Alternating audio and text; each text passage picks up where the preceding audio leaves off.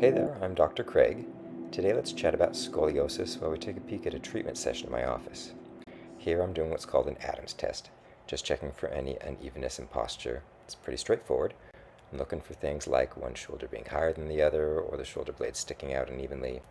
Catching these signs early is super important. If left unchecked, scoliosis can lead to some serious issues like chronic back pain and even affect your heart and lungs. In this clip, I'm going through a routine assessment. It's worth noting that scoliosis affects about 2 to 3% of the population, with the primary onset typically occurring between the ages of 10 and 15. Interestingly, it's more common in girls, occurring 10 times more often than in boys above the age of 10. Additionally, the chances of the spinal curvature worsening are about 8 times more likely in girls.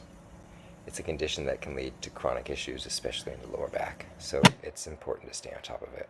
Here, I'm utilizing a traction table to mobilize the back. It's a helpful tool for straightening out the spine before making adjustments toward the convexity or the outer curve. The clicking sound you hear is produced by the drop table, which I find very effective for these treatments.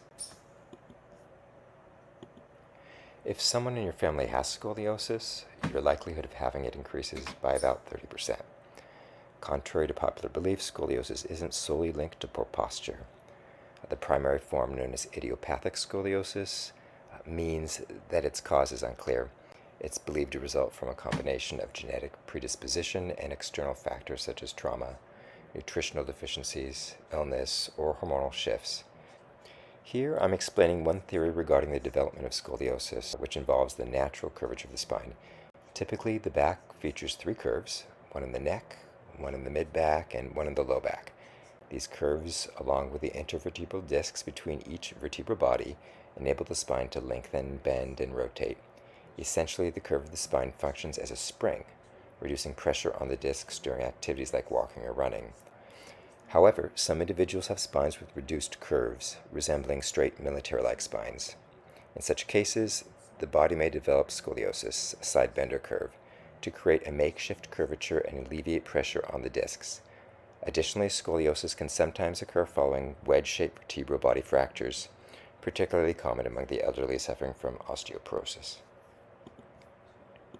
In this clip, I'm showing the patient a simple trick for better sleep comfort. I suggest placing a small pillow under the lower back when sleeping on the left side. This will give them support against the curve. Then when they switch to sleeping on the right side, I recommend moving the pillow a bit higher up in the mid-back area. It's a small adjustment, but it can make a big difference in helping them feel more comfortable and rested throughout the night, especially when you're dealing with scoliosis.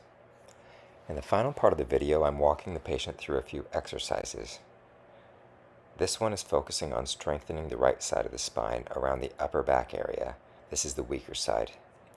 By targeting this area, the aim is to help your body naturally reduce the curve associated with scoliosis. We then switch to the other side of the body, the low back, where the curve is on the opposite side. I hope this video was helpful for you.